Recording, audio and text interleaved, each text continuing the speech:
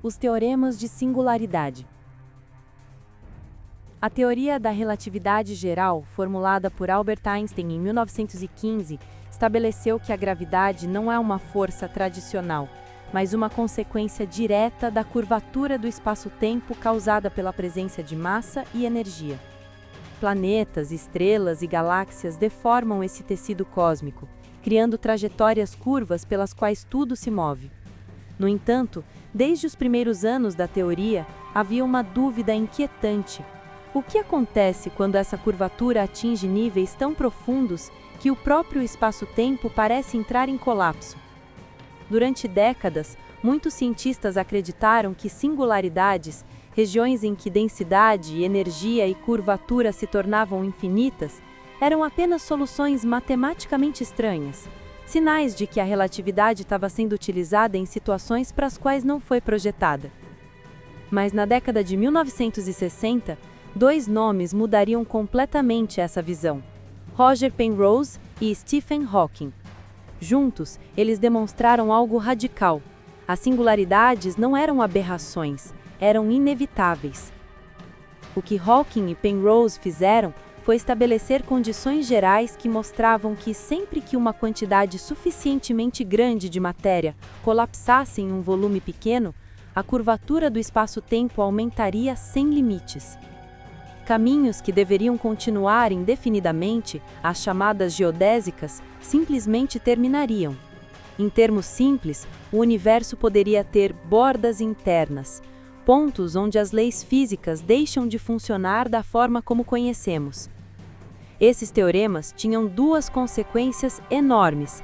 A primeira era óbvia: no coração dos buracos negros deveria existir uma singularidade, um ponto onde a densidade se aproximava do infinito. A segunda era ainda mais profunda. Ao seguir o tempo para trás, considerando o universo em expansão, chegaríamos também a uma singularidade inicial, o Big Bang. Isso significava que o próprio nascimento do universo envolvia um ponto em que as leis físicas clássicas deixavam de ser válidas. A descrição tradicional do espaço-tempo como uma espécie de tecido curvado ajuda a construir uma imagem intuitiva desses fenômenos. Quando uma estrela colapsa e ultrapassa o limite em que a gravidade domina completamente, esse tecido se dobra tanto que cria uma queda infinita, um colapso geométrico. A singularidade seria o ponto em que essa dobra atinge seu limite extremo, como se o espaço-tempo se rasgasse. Este é o tipo de cenário que os teoremas de Hawking e Penrose tornam inevitável. Outro elemento fundamental é o horizonte de eventos, a fronteira que marca o limite de onde nada, nem mesmo a luz, pode escapar. Esse horizonte surge justamente porque a curvatura se torna tão intensa que todas as trajetórias possíveis são puxadas para dentro. É como se, ao se aproximar do horizonte, o espaço-tempo estivesse tão curvado que todas as linhas de fuga apontassem para a singularidade. É o ponto sem retorno. A densidade infinita, um conceito que aparece repetidamente nas discussões sobre singularidades, deve ser vista como algo físico, no sentido convencional, mas como um sinal de que nossa matemática deixa de funcionar naquele limite. A relatividade geral prevê esse comportamento, mas ao mesmo tempo parece indicar que algo fundamental está faltando na teoria, um problema central que Hawking ajudaria a enfatizar durante toda a sua carreira. Os teoremas de singularidade se tornaram assim uma das fundações modernas da cosmologia e da física de buracos negros. Eles não apenas revelaram o poder explicativo da relatividade geral, como também escancararam suas limitações. E foi justamente nessas brechas que Hawking visualizou todo um campo de pesquisa sobre como unir relatividade e mecânica quântica, o desafio mais profundo da física contemporânea.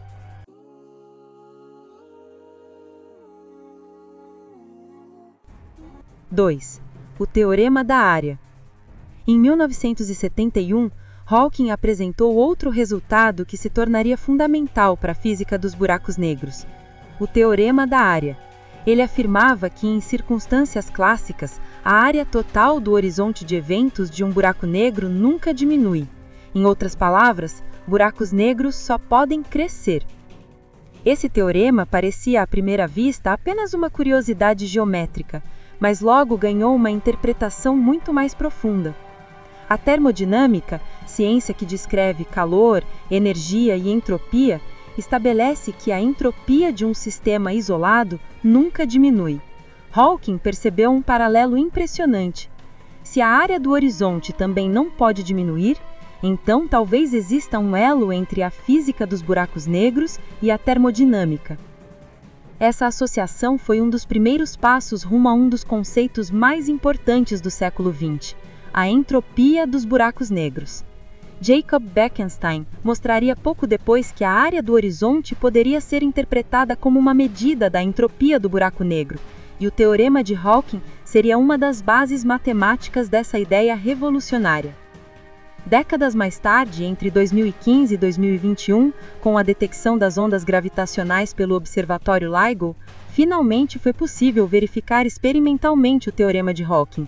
Em especial, o evento GW150914, resultado da fusão de dois buracos negros, forneceu a oportunidade perfeita.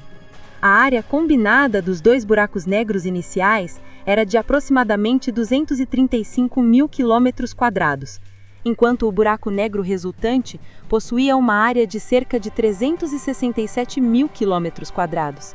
A área aumentou, exatamente como Hawking havia previsto. Essa confirmação, obtida 50 anos depois da formulação original, reforçou que as leis dos buracos negros não são apenas abstrações teóricas, mas descrições reais do funcionamento do universo. 3. A radiação Hawking. Até o início da década de 1970, acreditava-se que os buracos negros eram objetos absolutamente escuros. Nada escapava deles. Mas Hawking mudou essa ideia completamente. Ele combinou relatividade geral com mecânica quântica, dois campos que normalmente entram em conflito, e mostrou que buracos negros podem, sim, emitir radiação. A chave está no conceito de partículas virtuais. Na mecânica quântica, o espaço aparentemente vazio nunca está realmente vazio. Ele é preenchido por pares de partículas e antipartículas que surgem e desaparecem em lapsos minúsculos de tempo. Esse é um fenômeno natural da chamada flutuação quântica do vácuo. Hawking imaginou o que aconteceria se esses pares surgissem exatamente no horizonte de eventos de um buraco negro. Uma das partículas poderia cair dentro do buraco negro, enquanto a outra escaparia. Do ponto de vista de um observador externo, pareceria que o buraco negro estaria emitindo radiação. Essa radiação seria extremamente fraca, tão fraca que, para buracos negros astrofísicos, é praticamente indetectável, mas sua existência muda tudo o que sabemos sobre essas estruturas. Essa radiação apresenta características térmicas, similares à radiação emitida por um corpo aquecido. Por isso recebeu o nome de radiação Hawking. Hawking também demonstrou que, ao emitir radiação, o buraco negro perde massa, ou seja, pode evaporar completamente ao longo de tempos absurdamente longos. Uma das analogias mais claras é compará-lo com uma chaleira cósmica, emitindo um vapor extremamente tênue. Outra imagem útil é a de um corpo negro, um objeto que emite radiação térmica conforme sua temperatura. A radiação Hawking é justamente isso, radiação térmica. Essa descoberta colocou os buracos negros no centro da física teórica moderna, abrindo debates sobre informação, termodinâmica e a conexão profunda entre relatividade, mecânica quântica e teoria de campos. A ideia de que buracos negros podem evaporar foi um dos catalisadores para que físicos do mundo inteiro repensassem os fundamentos da própria realidade.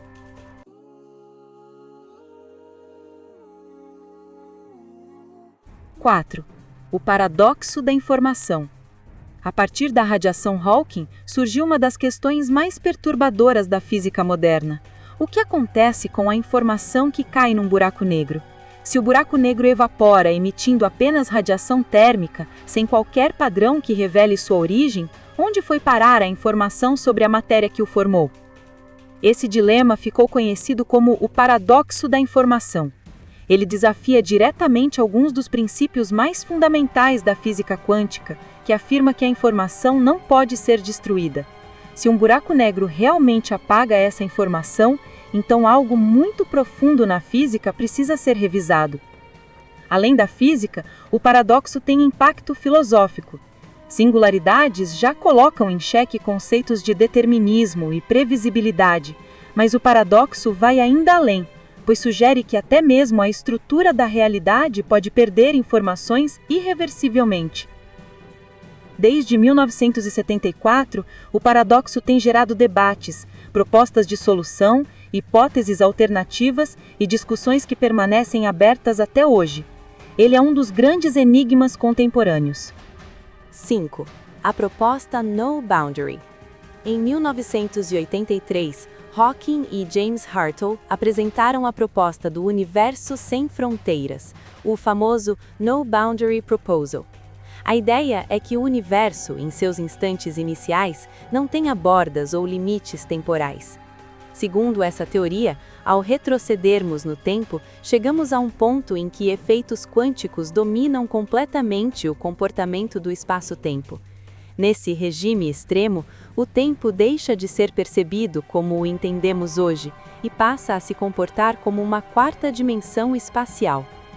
A analogia é elegante. Assim como o Polo Sul é um ponto onde a direção sul deixa de fazer sentido, o início do universo seria um ponto onde a própria ideia de antes simplesmente não existe.